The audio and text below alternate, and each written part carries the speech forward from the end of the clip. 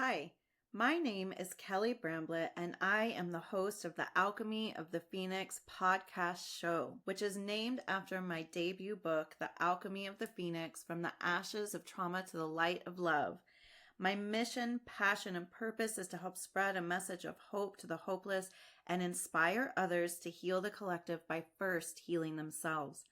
I am a trauma support specialist using my knowledge to support and guide my clients to healing, which I do through my one-on-one trauma recovery, mindset, and shadow work coaching programs. In addition to this, I'm a 2-time best-selling author and spiritual mentor who has had the profound honor of working with people worldwide, helping them to live their best, most joyous, and fulfilling lives. You can learn more about my books, my programs, and my services by visiting my website at www.kellybramblett.com. So without any further ado, let's jump into this Alchemy of the Phoenix podcast episode. Hello and welcome to this Alchemy of the Phoenix episode. Thank you so much for joining me today. Once again, I am kind of doing something a little different on this episode.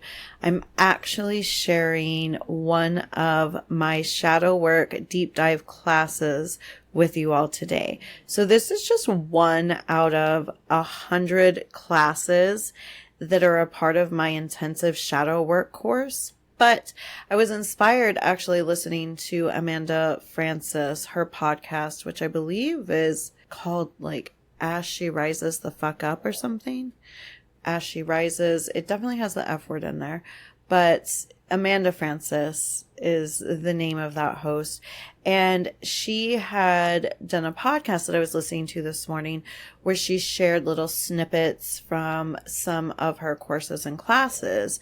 And I thought, what a great idea, especially because I have been home this week, not feeling very well. I've been nursing an ear infection for about 3 weeks now. And finally, yesterday, realizing that things just weren't improving, I went ahead and went to the doctor. I realized I've been running a low-grade fever for at least a week. So I'm on antibiotics now, which I was trying to avoid, but here we are. I'm thankful that we have these medicines for when we actually really need them. But anyways, I don't want to get carried away on this because I have a really great episode for you guys. But all this to say, this was a really great way for me to get some powerful and potent content out for you guys without actually having to record it myself while I'm trying to take time for my healing. So I hope you guys enjoy this. It is so powerful. There's so much great information. This particular class is all about how we can heal our shame. And you're going to hear me referencing some in this episode, things like my shadow work course or my shadow work membership. If you're interested in learning more about either one of those, check the show notes. I'll have links for you below. Anyways, without any further ado, I'm going to go ahead and let you guys enjoy this shadow work class. Do let me know what you think, and I love you guys so, so much. All right, so welcome to this really important class because at this point, hopefully, you are starting to recognize your own shame stories, your own tendencies around shame, your own manifestations of shame in your behavior. But now it's time for us to get to the nitty gritty of cool, now that I have the awareness, how do I heal this? How do I process this? What do I do with all this information? And that's exactly what we'll be covering in this class, how you can heal your shame. So the first way is to practice self-compassion. Now, this sounds so simple, self-compassion, but it's so hard, it seems, for us to extend this compassion to ourselves. So I often like to think about it this way. If this was one of my children, what would I say to them in this situation? Would I beat them up over it? Would I tell them they're worthless? Would I tell them that they aren't worthy of the things they desire? Would I make them feel like garbage over it? No.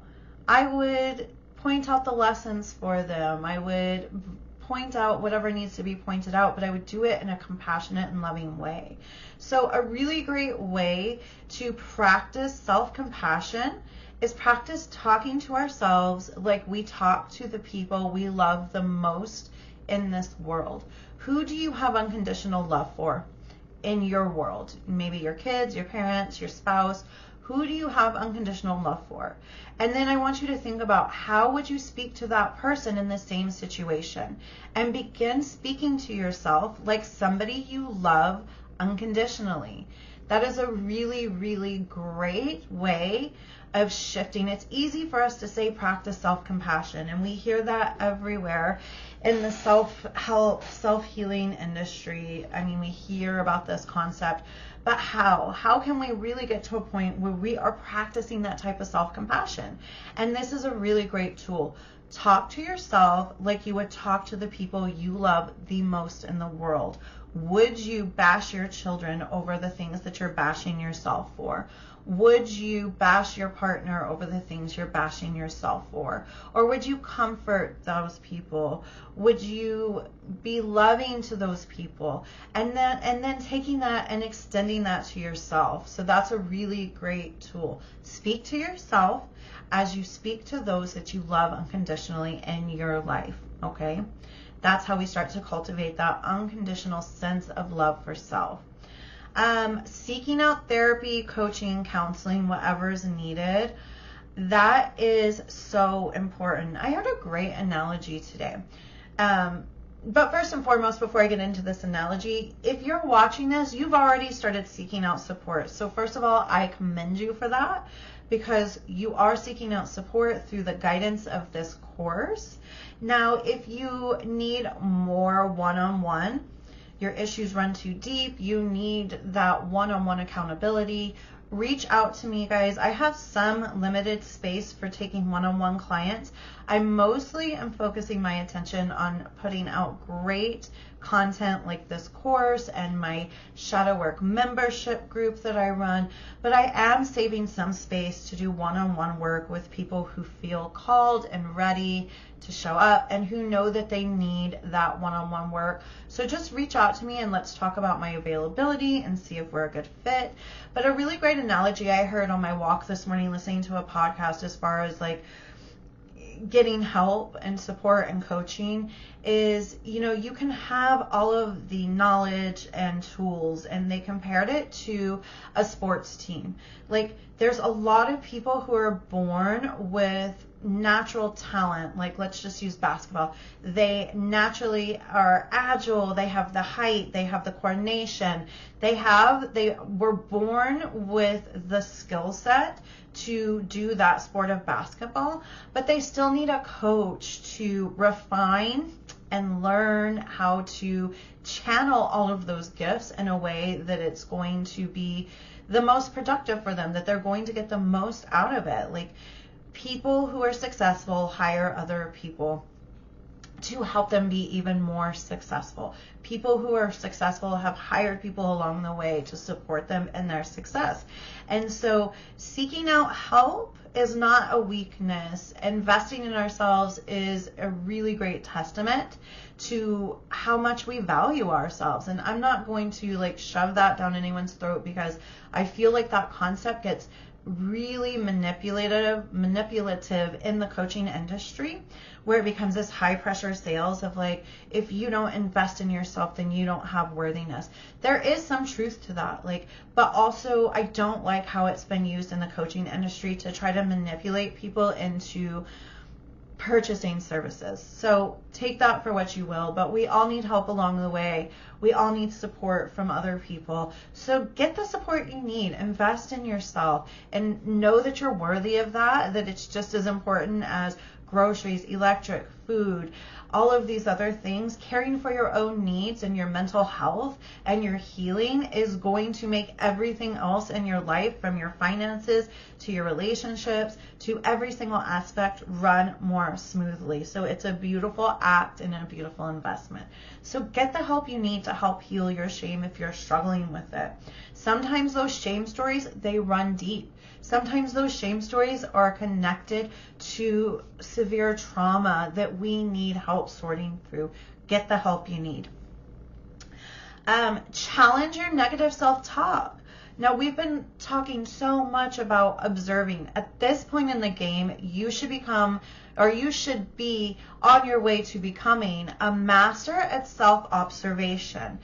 Because we've been practicing so much of that, right? So as you're observing these negative stories you're telling about yourself, start challenging those stories, challenging those beliefs, start having conversations with those narratives. Start proving to those narratives why it's not true. Start telling yourself that it's okay for you to be imperfect. Start forgiving yourself for the things you need to forgive yourself for. Stop telling yourself that your past or your past choices are unforgivable, that you can't grow past this. Begin challenging those narratives by writing new stories. So that is so important. You've already started this practice as you've been becoming more aware, as I said. So awareness is always the first step, and then the next step is we begin the reframing process, which you guys should be becoming experts on at this point, because we've been rewriting so much. So this all comes back to rewriting new stories when it comes to shadow work, and this is no exception. Learn to accept your imperfections with love. It's okay. I heard a great story today that actually was an aha moment for me, and I absolutely loved this story. But so many things that we are conditioned to believe are our downfalls are actually some of our greatest gifts. So I was listening to, it was a manifestation babe, Catherine Zenkita, I think is how you pronounce her last name. She had a guest on today, which I honestly can't remember her name, sadly. I have some really exciting news I'd like to share with you. I have officially launched the Intensive Shadow Work group course and membership. I am passionate about shadow work because I know the empowerment and freedom that is had when we learn to understand ourselves authentically and choose to love and accept all aspects of who we are. 95% of your thoughts happen subconsciously, which means beyond your awareness. Yet it's this 95% that drives your behaviors, patterns, and cycles, be they helpful or unhelpful. When you do your shadow work, you can fully understand yourself and become intentional about the thoughts, ideas, and beliefs that are creating your life. Because I know how powerful this work is, I have been inspired to focus a huge amount of my time and offerings on helping people understand and love their shadow at an affordable price. This is what has driven me to create the Shadow Work course and membership. The Intensive Shadow Work course and membership is a unique opportunity to access my Shadow Work Masterclass in a membership setting without the burden of monthly fees. Your one-time payment not only grants you unlimited lifetime access to my intensive shadow work course, but also unlocks a growing database of shadow work classes and workbooks within the group, a value that far exceeds the cost of a single payment. Enrolling in this course means accessing over 100 shadow work classes with more to come, all designed to steer you through your shadow work journey. You'll also receive many free resources like workbooks, worksheets, and guided meditations to enrich your learning experience. But it doesn't stop there. You'll be embraced by a supportive community with me as your dedicated shadow work coach, ready to answer any questions and provide guidance in live Q&As. Yes, these are all going to be available to rewatch on your schedule. We'll also be joined by guest speakers, teachers, and facilitators, all experts in their field, who will share their knowledge and experiences. I'll provide monthly content to keep the group interactive and offer short practices and mantras to help support you along the way. The best part, because you have lifetime access to a growing database of shadow work resources, you can revisit the course materials and continue your personal growth journey at your own pace whenever needed. And for those of you who may not be familiar with me and my work, I am a fully certified trauma-informed specialist, a general life coach, a law of attraction practitioner. So if this is something that is calling to you, I encourage you to jump into this container. I look forward to sharing this space with all of those who feel called to joining me here. Have a great day and enjoy the episode. but she had a guest on. It was a psychic medium, and they were kind of talking about our quote-unquote flaws, and the guest was talking about how she grew up her whole life with everybody talking about how she was a procrastinator. Her teachers talked about her procrastination. Her parents hounded on her for her procrastination, and she began to have shame around it and tell shame stories around it being a procrastinator.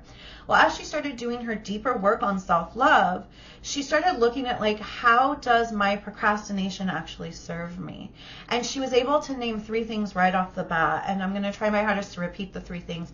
I know one of the things she said was that she can do in 5 minutes what it takes other people 5 days to do, because she's become really great at last minute coming in and doing all the things she's been procrastinating about.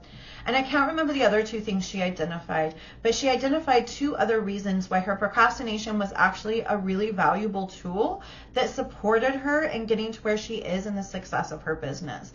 So that, to me, I was like, oh my gosh, I can't wait to sit down with a journal and kind of look at things that I've perceived in myself to be downfalls and say, actually, how are these things truly serving me? And I've just been conditioned to believe that these things are negative aspects of myself. So practice learning to not only accept our imperfections, but looking at, like, how our perceived imperfections may be some of our greatest gifts. And this is when we really get into, like, the golden shadow, which I don't cover in this class, but I do cover it in my shadow work membership. I go into more detail about the golden shadow, which is how some of these things that we perceive as being our downfalls actually fuel some of our greatest gifts. So how can we reframe our imperfections? How can we learn to be more loving about our perceived imperfections, right? So I've talked a ton about this already in our last unit and in this unit, but I thought that was a really great, like, light bulb moment for me that maybe resonates with some of you guys as well.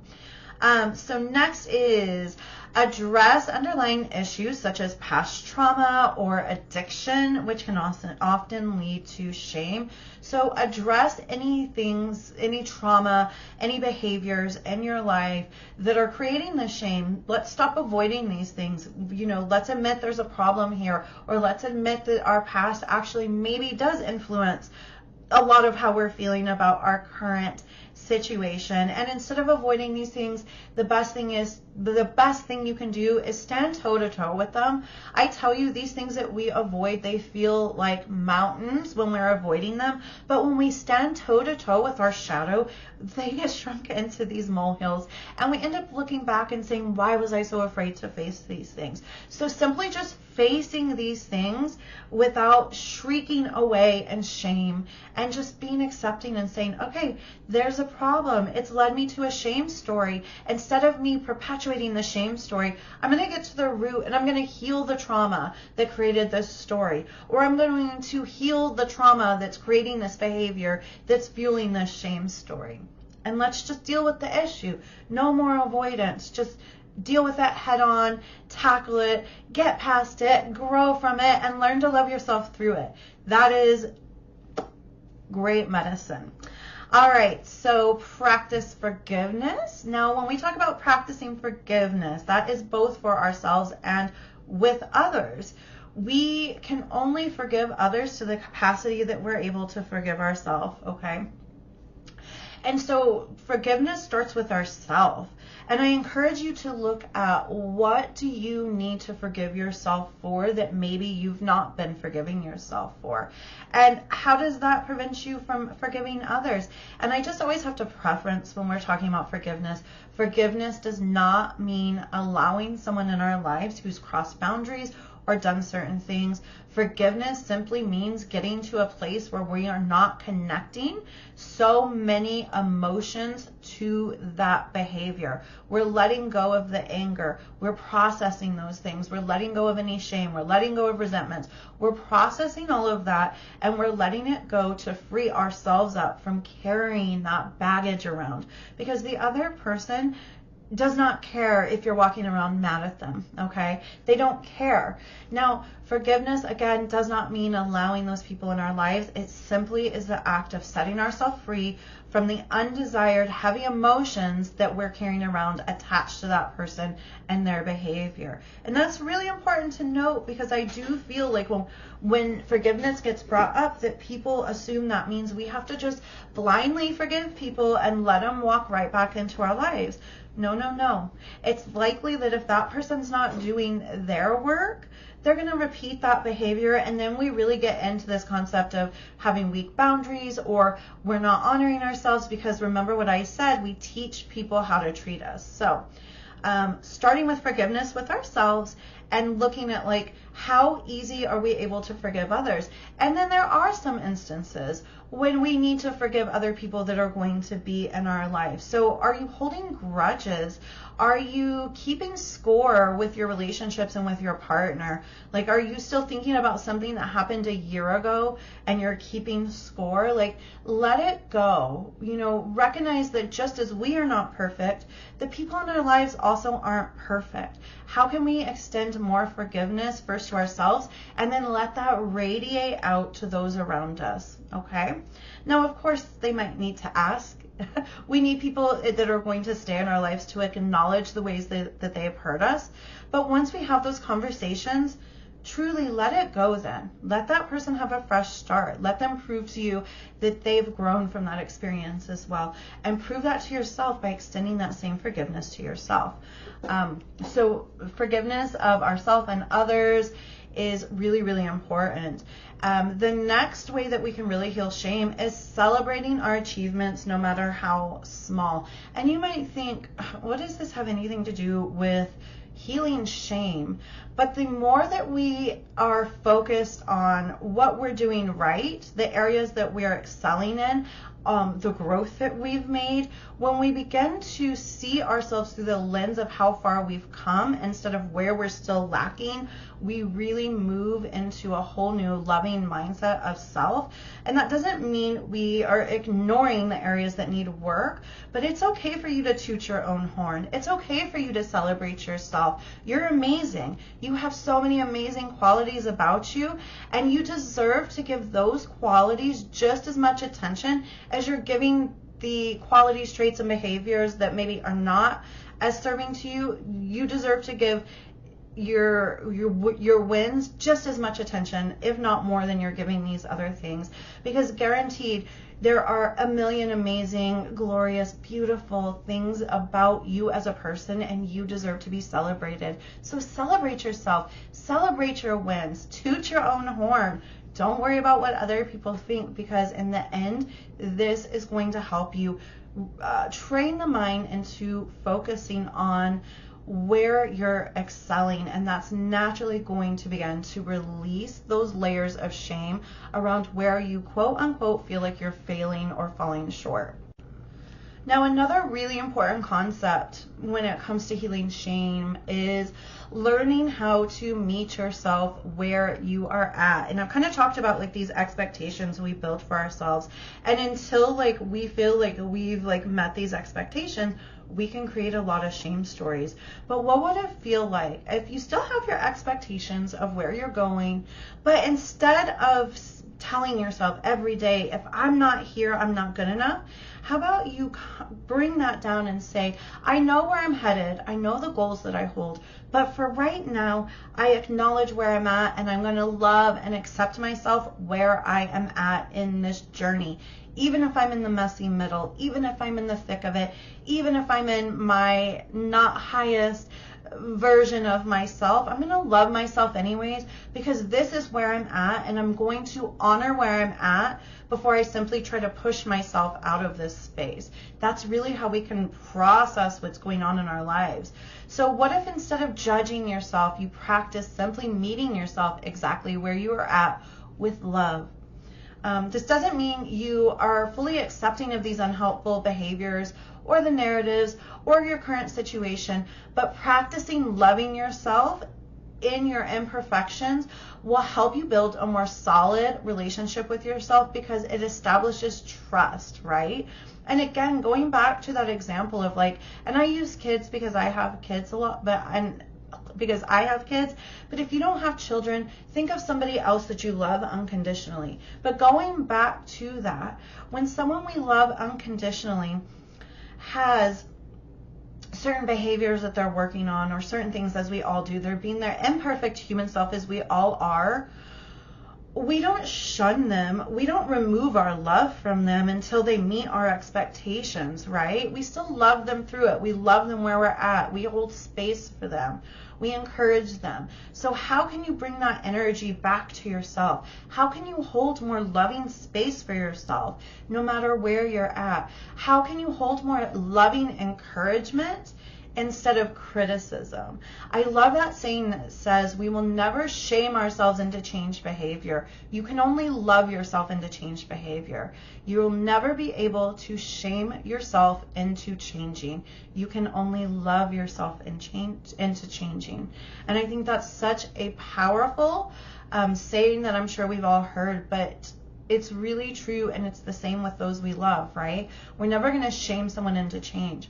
All we can do is meet them where they're at with love and compassion and let them go through that journey. And that's the same thing we need to extend to ourselves. So if there's changes that need to be made, work towards those goals, but don't withhold love from yourself along the way. Just because you haven't reached all your goals doesn't mean that you need to withhold love from yourself or that you aren't worthy until you reach a certain point. Because I have news for you. You've been worthy since the day you were conceived, and way before that, before you even came into this earthly body. You are worthy because you exist. There's nothing you need to prove. There's nothing that you need to achieve. There's nothing no goal you need to reach before you can accept the fact that you are inherently worthy.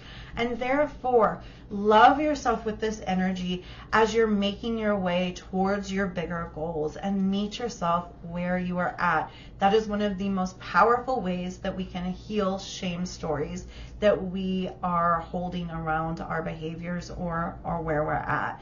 So, as promised, the next class is going to be a little bit lengthier because we are going to be talking about how can we create healthy boundaries and hold healthy boundaries. So I'll see you in the next class.